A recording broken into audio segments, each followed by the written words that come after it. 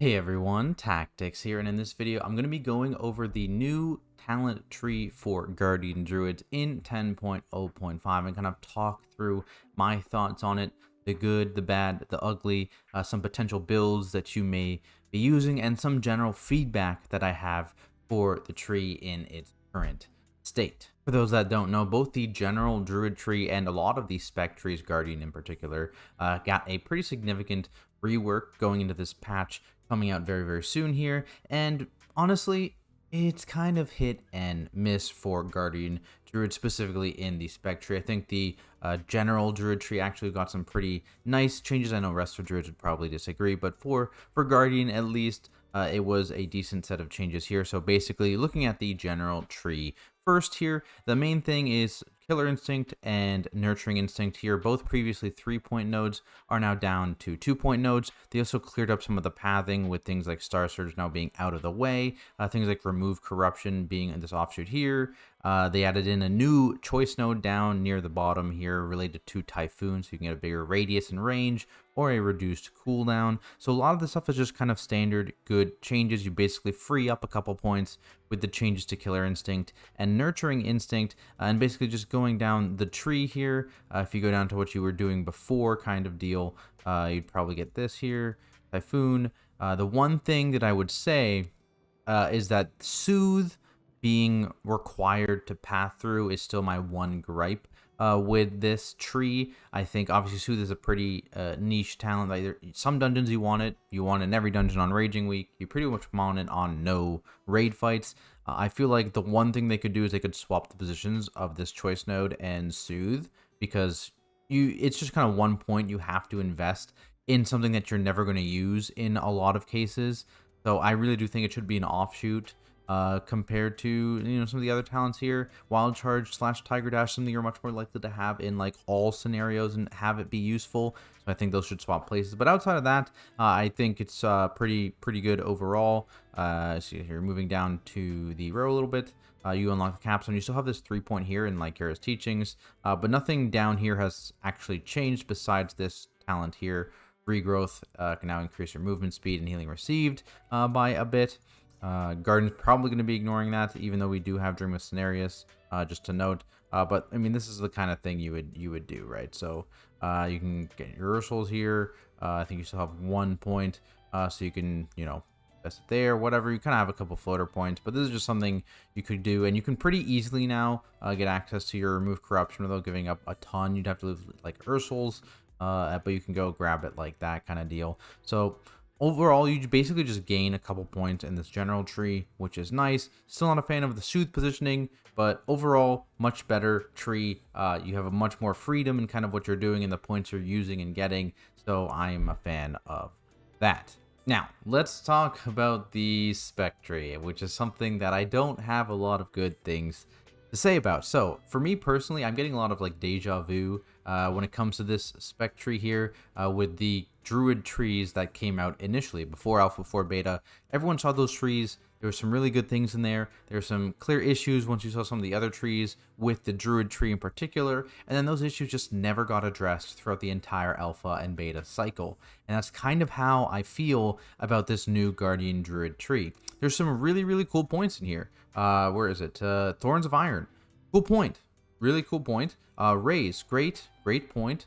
Really something people have been asked for a while, but the implementation on these points and some of the other issues they've created in this tree by adding them in have just not been addressed whatsoever. And honestly, we may be in a worse spot going into 10.0.5 than we were before it after this rework, which is kind of wild to me. So let's talk about it. Let's go through and talk about it. I think the very first issue I want to talk about here is actually completely unrelated to any of the talents in the Guardian Druid tree, and it's actually an issue that I think really needs to be addressed in terms of consistency across the tank specs in particular. And so here I've put together a little sheet just to kind of illustrate this. And so here I have all 6 of the tank specs, the number of talent points in their first tier, second tier, third tier, their total talent points, so the total number of talents they actually get to select, because everyone has to select 30 of those talent points, and then the total number of 2-point nodes that spec has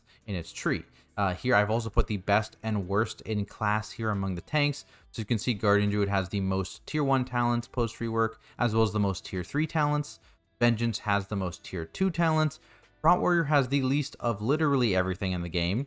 Brewmaster tier 1 talents tied with Prot Warrior, and Blood DK tier 3 talents tied with Prot Warrior. And so from this, you can kind of see Prot Warrior is very, very clearly in the best spot. And who could have predicted that?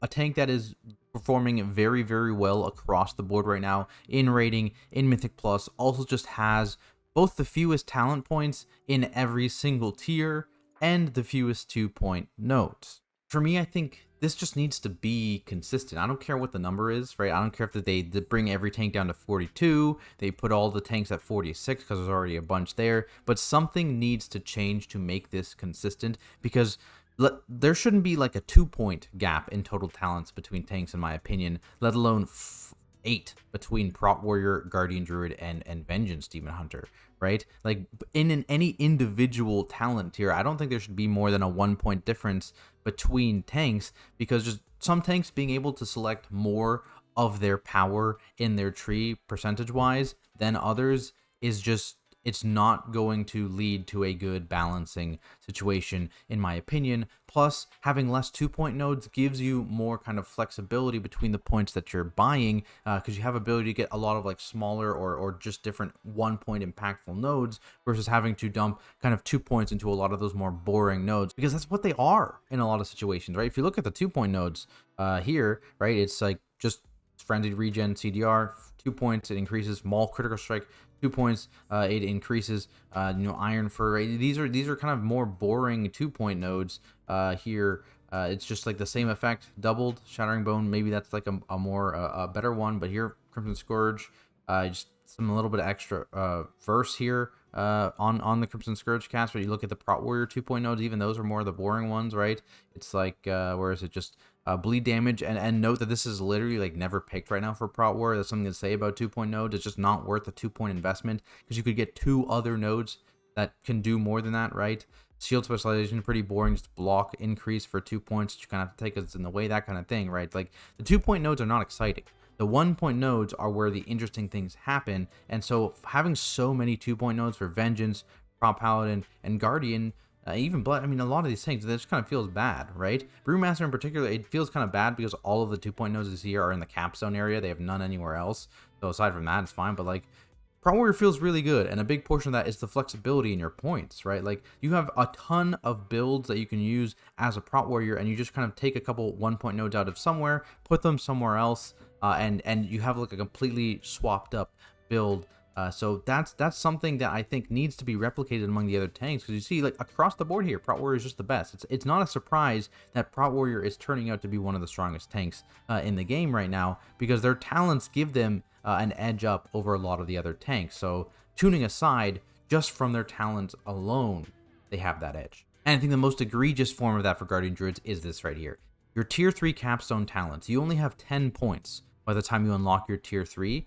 We have 20 points in the capstone area, which is a ridiculous amount of points. You really don't have the ability to get much of anything, because there's just so many points down here, and you have so little to use. You can only get 50% of your talent points down here. You have to choose, you have to make very, very hard decisions down here, and they don't necessarily feel good. In fact, I would argue that a lot of them feel very, very bad to make. You just can't get what you want to get. You have to give up so much to actually get a single talent point near this bottom row here, like Rage of the Sleeper. You have to give up a lot to get Rage of the Sleeper. You have to give up some pathing way over there. It's just rough. It's rough for sure, and it needs to be addressed. But you could straight up delete 4 to 6 talent points from this area, and we still would not have the least talent points, right? 6 talent points. That's a lot of talent points to delete from an area, and we still would have more total talents than a warrior. It's kind of insane, the misbalancing done here between the tank talents, and I really, really do think going to 10.1, they need to focus on making this and even other classes like the healers within each other. I didn't even look at that. I didn't even look at DPS specs within each other, that kind of thing. It needs to be consistent within roles, in my opinion. Now, let's actually talk about the Guardian Druid talent tree itself here. So first off, let's go tier by tier here. So starting off in the first here, we didn't see a ton of changes here. One of my bigger problems still remains the fact that you have these 2 utility nodes here, so front of the pack and infected wounds. And while infected wounds has some synergy now with raise, I do think the whole utility competing for direct throughput is a bit weird even for tanks, right? Because you have this slow here, but you have like a second charge of survival instincts. You've got like Mango reducing the rage cost of iron for duration, increase in barks and iron for, we're already at 7 points. You got Berserk here. Talk about Berserk in a second. But you're already at 8 points here to unlock it. You didn't take either utility points, and I don't know if you're gonna take either utility point here because it's competing with direct throughput as a tank. So I'm not a big fan of that, to be honest with you. I don't think the problem I think I have is that it's okay for strong utility to compete with throughput if that utility is very, very, or maybe niche in some ways, but very powerful in those niche scenarios. When the heck is any of these going to be nichely extremely powerful? It's just a 50% slow. Yes, you can keep it up at 100% uptime, but there are plenty of other specs that can do something similar or even better than that. So when is that going to be niche and extremely powerful? I don't think it ever will be. Same with front of the pack. There are tons of other speed boosts available to other specs and classes in the game that are just better anyways, that could last a long time. So when is that ever going to be niche and powerful? Very, very rare, if ever. So something like, look at Warriors, Disrupting Shout. This is something that has a couple powerful niche scenarios. You don't have to go in your way to path through it.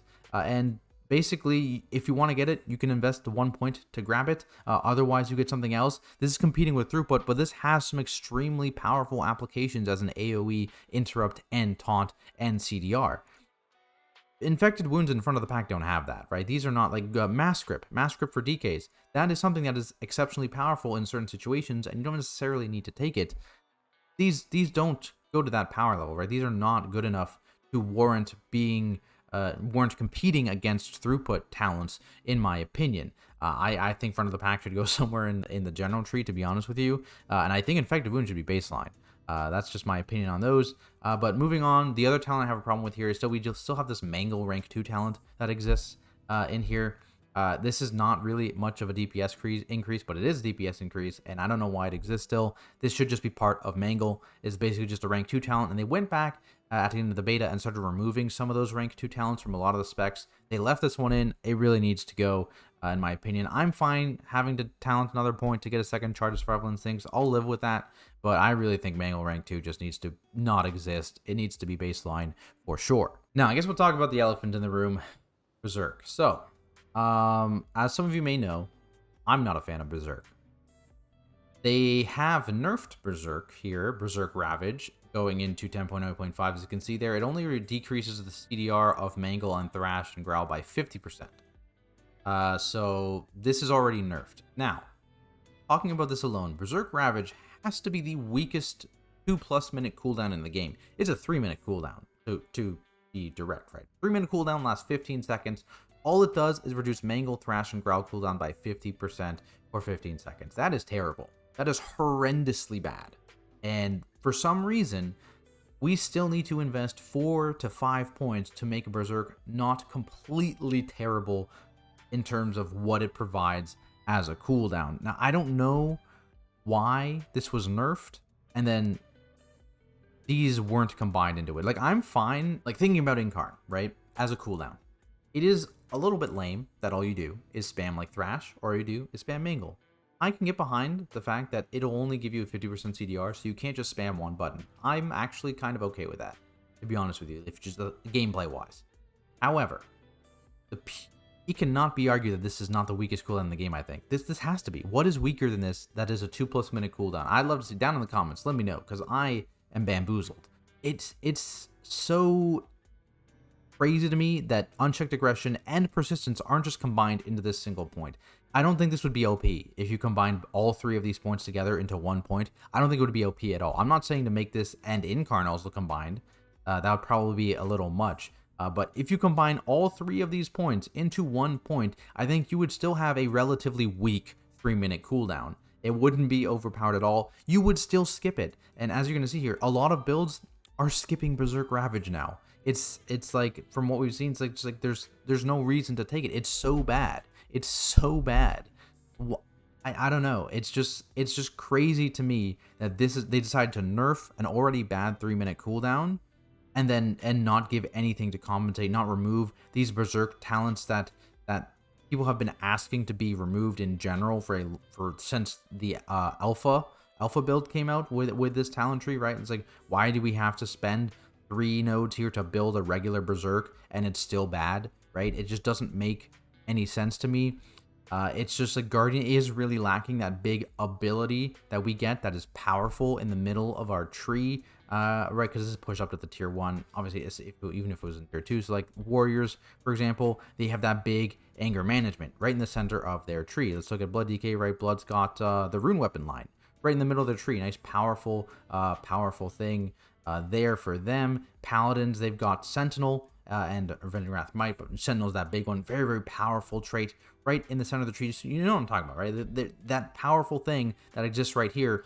Ours is just this little Berserk thing that you actually need to get 4 other talent points to make it good. I am not a fan. I really think Berserk either needs to go or you need to combine these immediately because as you can see down here, even if you wanted to skip Berserk entirely, you are forced to path through Berserk, Unchecked Aggression, and Persistence if you want to get to some of these talents down here, right? There's no way to get to Dream of Cenarius if you don't path through Unchecked Aggression. There's no way to get to Galactic Guardian if you don't path through Persistence. It's ridiculous what is gated behind these Berserk nodes, and for what reason? They provide next to nothing, and they gate some pretty interesting talent points, and I don't understand why, to be honest with you. I am team delete Berserk, right? I've made that clear. I would be fine if they combine these 3 points together with leaving Berserk in the game. I think that's fine because given pathing, you can still skip Berserk, and that would make it much easier to go a no Berserk build if you so choose. And I don't know why Blizzard would gate such a build either, because hey, if there's a viable Berserk build and a viable no Berserk build, what's the problem there? Different playstyle, whatever. Cool with me, but apparently not with Blizzard. So big problem for me in terms of tree design there. Now, let's move down the tree a little bit. I guess we'll do the mall stuff. That brings us to Tooth and Claw, actually. I want to bring attention to this. Tooth and Claw apparently has been bugged the entire time in Dragonfight here, and is still bugged on PTR, where this DR, the 15% DR it applies to a single target, doesn't affect magic damage. So it's not actually mitigating magic damage at all. It's only mitigating physical damage. So that is a bug that I hope gets fixed because it's just rough. It's just rough. You're not being able to mitigate magic damage with Tooth and Claw. You're not able to mitigate it with Iron Fur. All you have really to mitigate magic damage is your cooldowns, right? Rage of the Sleeper, Bark, Survival Instincts. This was something that was really, really nice, but apparently it just hasn't been doing what everyone thought it was doing. So please fix. Thank you. But moving down the tree a little bit here, Fury of Nature, tons of 2-point nodes in this area. Like I mentioned, like Guardian with a 2-point node, we've got 7. We don't need this many 2-point nodes for sure. I don't think it would be a terrible drop. I think the thing that really needs to happen is you drop some of these 2-point nodes and then you move some of these talents up into the middle area. That is what I think should fix it, right? Because if you just dropped our 2-point nodes in the tier 2 area, as you can see, like we'd have no tier 2 talents. I'm not asking for that. What I think should happen is you drop a few of these 2-point nodes and then you move some of these tier 3 nodes into tier 2. So something, for example, Flashing Claws, which is also nerfed, and Scintillating Moonlight. I don't really see why these need to be in the capstone row. Doesn't really make sense. I think they should be moved up for sure. Something like Survival of the Fittest was a pretty strong talent that competed with Earth Warden, so why not make it do a similar thing? Drop it down, give it a 1-pointer, and make it compete with Earth Warden. Just on the opposite side of the tree here. I'm also proposing, of course, to remove both Berserk Persistence and Unchecked Aggression, so these would just be part of this node here. And then the other thing I think you should move up here is our Rage Generation. So currently the bulk of our Rage Generation in Blood Frenzy and Galactic Guardian, which provide pretty much all of our additional Rage Gen in our talent tree. You have a little bit from Soul of the Forest, but most of it is from here.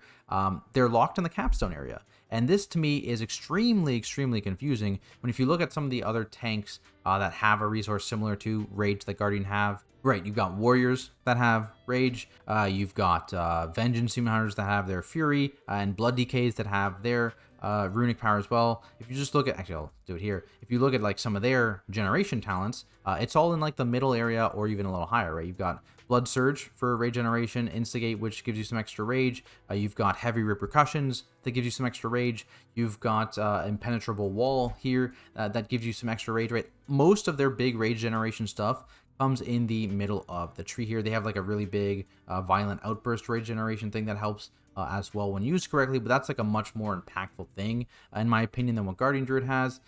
Similarly, if you go to Blood DK, I think they've got a bunch of their runic power generation, right? The rune weapon line gives you a ton of generation, both of bone shields and runic power from having the extra rune weapon. You've got Heartbreaker, right? You've got stuff like that in the middle of their tree as well. You've got the rune generation there from Blood Tap as well in the middle of their tree, right? That kind of thing. That generation is all kind of in the first 2 talent sections of the tree, which makes sense. It's resource generation. This is something that is integral to these specs, right? It's very, very important to have good generation of your primary resource. And for Guardian Druids, it's locked down in the capstone tree. And as I mentioned, this capstone tree currently has 20 points. You cannot afford to have a lot of these resource generation abilities because they're on opposite sides of the tree, and you have only 10 points out of 20 here to invest. And also, Berserk Persistence is gating Galactic Guardian for some reason. What is the reason behind that? Who knows? Not me. But it's a big problem in my opinion. I think this rage generation should be moved up to the second row, the second set of talents here, to fill in some of the gaps there that I mentioned from moving out like the Berserk row. Like if Galactic Guardian just switched places with Berserk Resistance, this got deleted. If Blood Frenzy went up here to Unchecked Aggression, I think that would be perfectly fair. Is there anything wrong with that? 2 1-point nodes, both rage generation on separate side of the tree. I think that's perfectly fine. I don't know. And that's just the start of my problems with the capstone. Honestly, let's talk about Raze.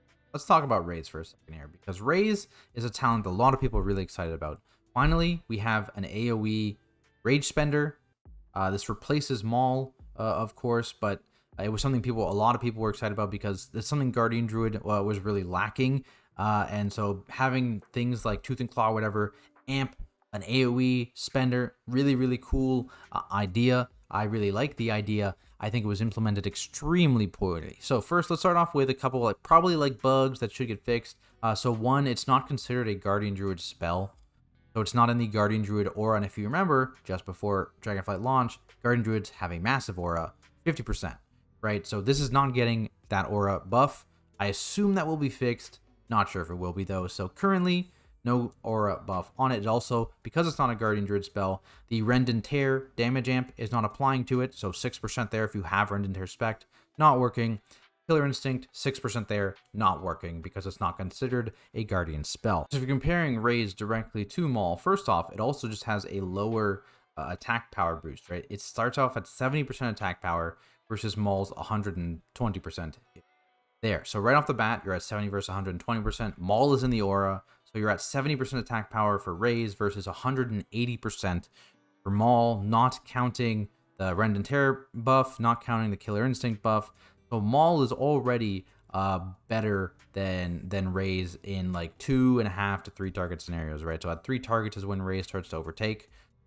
But it's just having a talent that is such a single target loss in Raid is completely unviable. And a lot of people go, oh, in Mythic Plus, it's fine. It's not. Single target damage is so important in Mythic Plus, especially when you're pushing keys. A lot of the hard checks tend to be bosses or low target scenarios, not AoE, because a lot of DPS specs, they bring more than enough AoE. The tank doesn't need to bring a lot extra AoE at the expense of single target. That's never what's going to be the play. If you're just getting AoE and you're not really giving up much, then yeah, fine. But if you're getting AoE to give up a significant amount of single target damage, it's never going to be worthwhile in Mythic Plus. So because of that, this talent is kind of just dead on arrival. You can't talent this because you lose so much single target damage from Maul. So it's unfortunate. I don't know why this has to be a nerfed version in single target. I don't understand why this can't just be Maul's value in single target and then cleave for 70% from there, or maybe Maul's value on 3 targets or 5 targets, whatever it is. I don't understand why the primary target or whatever isn't hit for Maul's damage value. It doesn't make sense to me. This is a capstone trait at the very bottom of our tree. Why is there a trade-off? Why is there some negative associated with it? You don't see Prot Warriors, Thunderclap Ren spreading also reduce the damage of Thunderclap. It actually increases the damage of Thunderclap. Why is this have a single target damage trade-off? I don't understand. And in the same vein, why does Pulverize still have a trade-off, right? Pulverize still costs 2 stacks of your Thrash when it already is on a 45-second cooldown, so you can't spam it, and it only DRs the individual target you hit.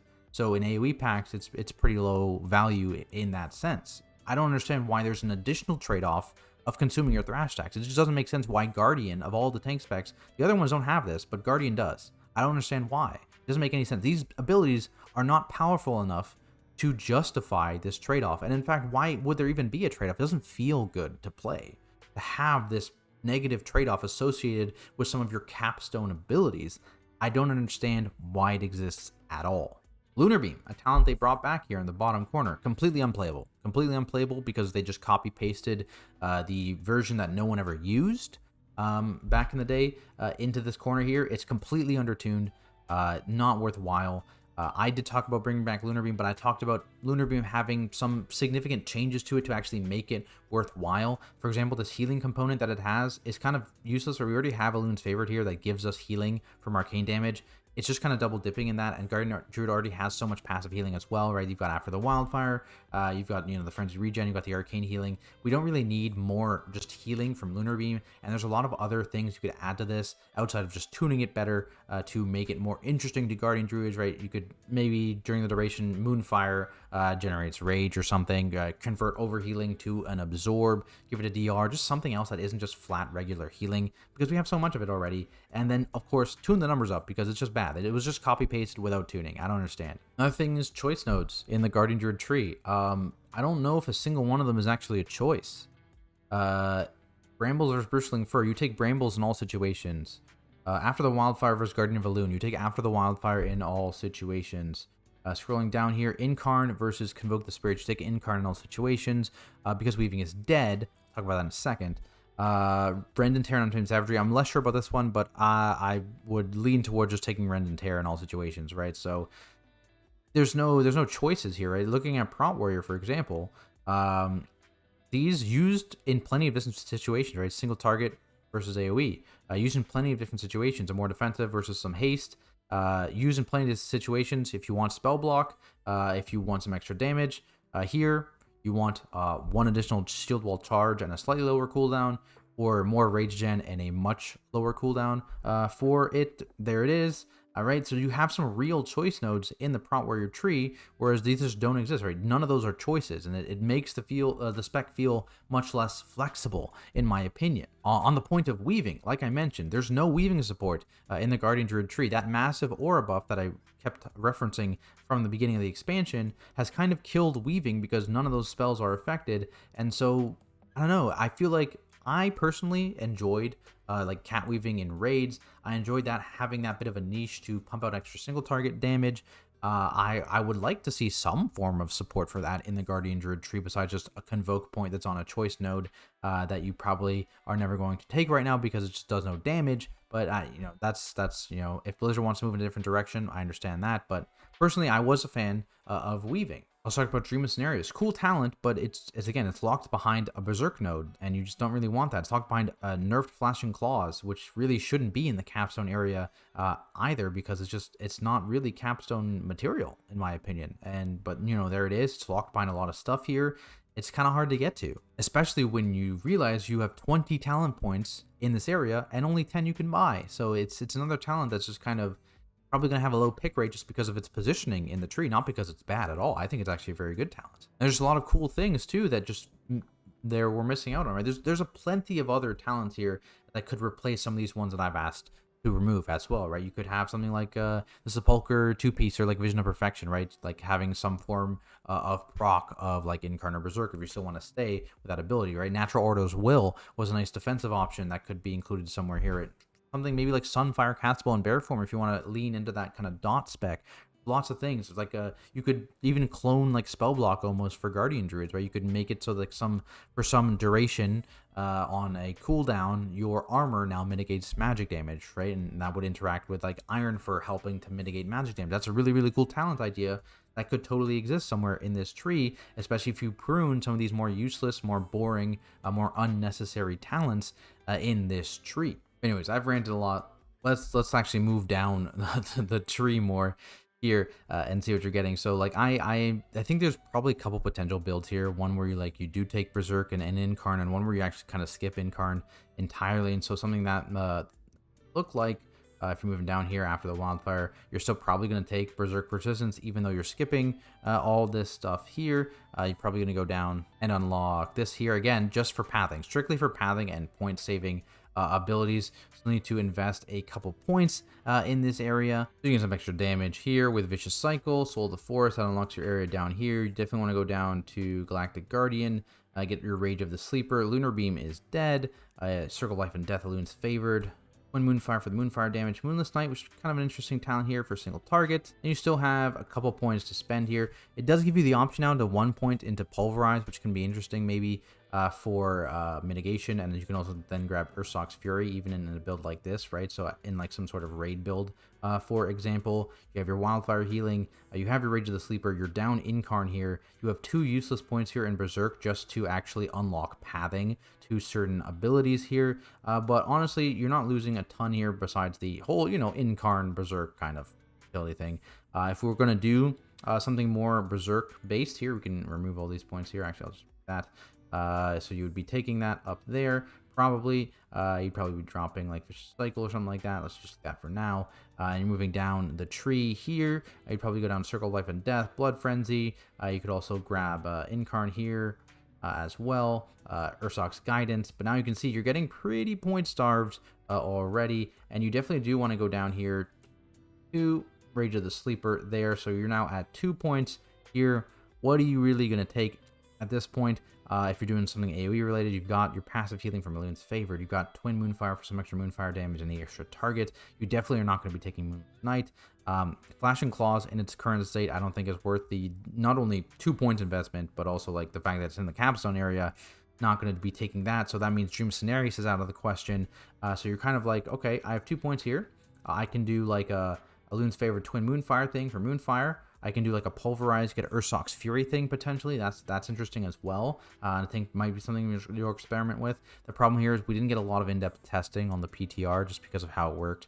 So we're still gonna have to test out a bunch of these builds just because there is so many changes. But that's 2 potentials here. You're gonna go Moonfire more focused, or physical focused here with Pulverize and the nerfed Ursock's Fury. So some options there, but you definitely want that Rage. And as you can see here, I'm avoiding Raze. I don't think Raze is good in any situation right now. Because of such a massive single target nerf, I don't think you can justify actually taking that talent in Raids or in Mythic Plus.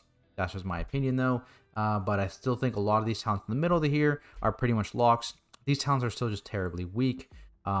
Earth Warden, it's just a bit of an investment to get down there. You could make that investment for sure. It's just hard right now for a lot of builds. You need to actually make sure that you're taking enough melee damage for it to be worthwhile. Definitely some situations where you potentially could take it, but I don't think it's going to be the default for sure. Especially now, like if you're able to actually get something like Pulverize and Ursock's Fury, that kind of does make up for it a fair bit. That's kind of my thoughts. So there's a build that doesn't use Incarn at all, or Berserk even. There's a build here, 2 builds potentially. One goes a little bit more physical with Incarn, one that goes a little bit more magic with Incarn. But as you can see also, Thorns of Iron, cool talent. It's just positioning wise, it's hard because there's so many other really, really powerful options.